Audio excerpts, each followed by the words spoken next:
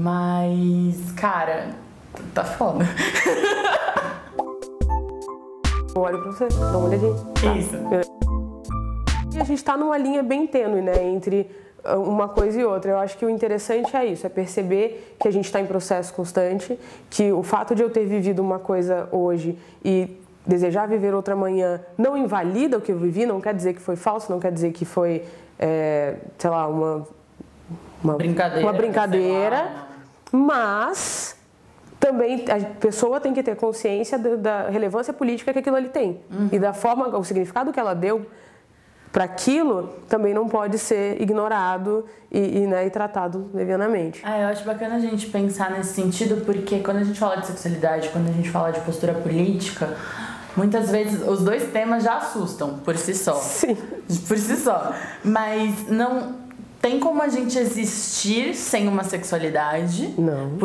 E falando novamente de uma maneira abrangente, não tô querendo dizer que só quem faz sexo existe, nem nada do tipo. Não, você existe dentro de uma sexualidade fazendo sexo. Se relacionando com pessoas. Se relacionando com pessoas, né? Porque é meio difícil não se relacionar com pessoas. E falando de uma existência política também, ninguém tá falando de partido, de coisa assim, mas é muito, eu vejo isso muito mais presente, muito mais discutido nos cenários LGBT. Porque essa existência política fica mais marcada, né? Sim, esse existir político. Porque é você tendo que se defender quase que politicamente o tempo todo, se reafirmar nesse sentido da identidade o tempo todo.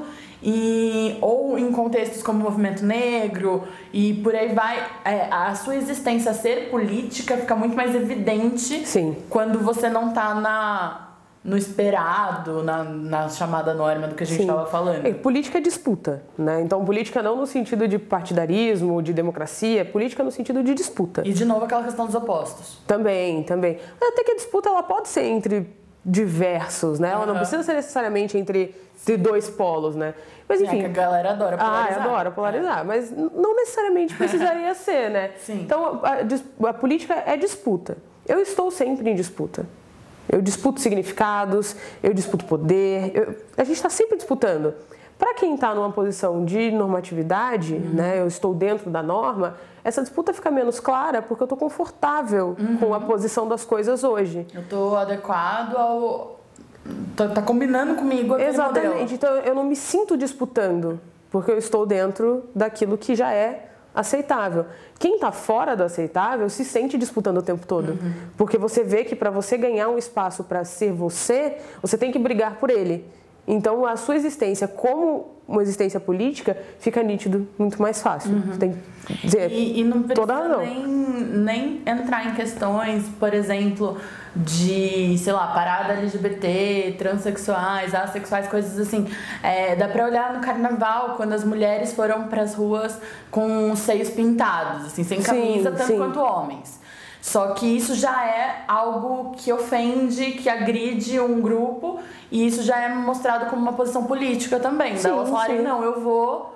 É uma posição política, uma posição de disputa. Mas acho que até antes, até no nosso cotidiano, a gente está disputando o tempo todo mesmo. Tipo, você chega num lugar e a pessoa te olha meio esquisito. A forma como você vai abordar essa pessoa, você já está disputando com ela um significado do que você é e tentando mudar a forma como aquela relação está acontecendo. Entendeu? Então, mesmo no nível mais micro ali, de coisas que não tem nada a ver com o que a gente entende por política normalmente, você já tem uma disputa, você já tem uma forma de existir política. E aí, na medida em que você toma consciência desse existir político, aí você pode fazer uso dele. Eu posso criar pautas, eu posso criar projetos. Eu acho que o movimento social é muito isso. Ele pega uma existência política e uma disputa que já está circulando, e ele organiza, sistematiza e fala, tá, para onde a gente quer ir com isso e como a gente vai agir conscientemente a partir disso. E tem uma questão do questionamento também, né? Porque se você já está confortável num modelo, se a sua existência não machuca, não agride ninguém porque é o esperado, o aceitável na sociedade, você se questiona menos naturalmente sobre o seu papel político. E quem está nessa luta o tempo todo, se questionando o tempo todo sobre política, fica até um pouco redundante, talvez, ficar explicando por que aquela questão é uma questão política. É uma questão política porque tudo é questão política. Tipo, absolutamente tudo. Todas as nossas relações. Sair na rua já. Ficar em casa também. Ficar em casa também. Não tem como fugir da política. E nem da sexualidade. E nem porque da sexualidade. Se você não falar sobre sexualidade, você também tá falando sobre sexualidade. Você também tá falando que aquilo não deve ser falado. Você tá se posicionando de alguma forma. Então você tá se posicionando de alguma forma. Sim, então, não dá pra ficar em cima do muro, não tenta. Não dá. Isentão, né? O isentão não existe, isentão tem lado, ele só não fala, mas ele tem. Porque é ótimo, né? Tudo tá sempre no homem. O homem é o referencial. Ou ele te frustrou, ou ele não te frustrou. Exato, ele continua sendo referencial do universo. Sempre, a gente só vive por causa dos homens. Todas nós estamos vivas apenas por causa de homens. Exato. Então é assim, você ainda não encontrou um cara que... Ou o cara machucou você, ou você ainda não encontrou o cara certo, ou você tem raiva de homens também, isso é bem mas comum. todo mundo não, né? Não pode falar todo mundo, mas muita gente acha que feminista odeia homem. Sim, muita gente. É só por isso que é hobby só, não precisa ser. Mas então, eu acho que eu entendo. É lógico que a raiva também é um afeto interessante politicamente. E é lógico que a gente sente raiva em alguns momentos. Sim. Né? Porque, você tá numa situação em que você tem o teu espaço de existir negado. É lógico que isso em algum momento vai te causar raiva. Mas isso não quer dizer que você odeie a pessoa ou os homens como, né, tipo, indivíduos ou como um grupo. A ideia é muito mais de que a raiva é direcionada à forma como essas relações acontecem, né? Então, não sou feminista porque eu odeio homens, eu sou feminista porque eu odeio a forma como a relação entre homens e mulheres se estabeleceu. Dentro de uma sociedade estruturada para acontecer assim. Exatamente. Né? Todo modelo. É lógico que essa coisa da feminista raivosa, e principalmente da lésbica, né? A lésbica é super entendida como raivosa e tudo é culpa da sapatão, sempre. Sempre, toda vez, é tudo culpa da sapatão. Porque a gente é muito vista assim, aquela que bate de frente e tal. E, lógico que a gente vai bater de frente, mas isso não quer dizer ódio. Isso quer dizer que você precisa se posicionar assertivamente perante uma situação de opressão. Por exemplo. E é lógico que quanto mais difícil for essa situação, muito provavelmente mais virulenta vai vir essa reação, né? Mas isso também não quer dizer ódio, é só uma forma de agir. Quando as pessoas falam em feminismo radical, eu fico um pouco impressionada, porque o machismo tá aí matando todos os dias. E quem é radical, né? Não, as extremistas, loucas e tal. Você não vê feminista pegando arma pra matar homem, entrando no quartel atirando ninguém, não vê. Não. Escuto bastante uma coisa assim, que a gente, acho que você também escuta bastante. Mas eu não sei do que as mulheres estão reclamando tanto, se elas já conquistaram tanta coisa. Tá, vamos tentar entender isso num geral, porque tem recortes e recortes de mulheres que conquistaram e mulheres que não conquistaram ainda. Sim. E enfim, isso o só Brasil pra começar, é imenso, né? Só pra começar. Mas assim, mas por que a gente precisou conquistar em primeiro lugar, entendeu? Por que a gente já partiu de uma situação desfavorável para um lado? Por que a gente já começou a corrida 50 metros para trás, entendeu? Sim.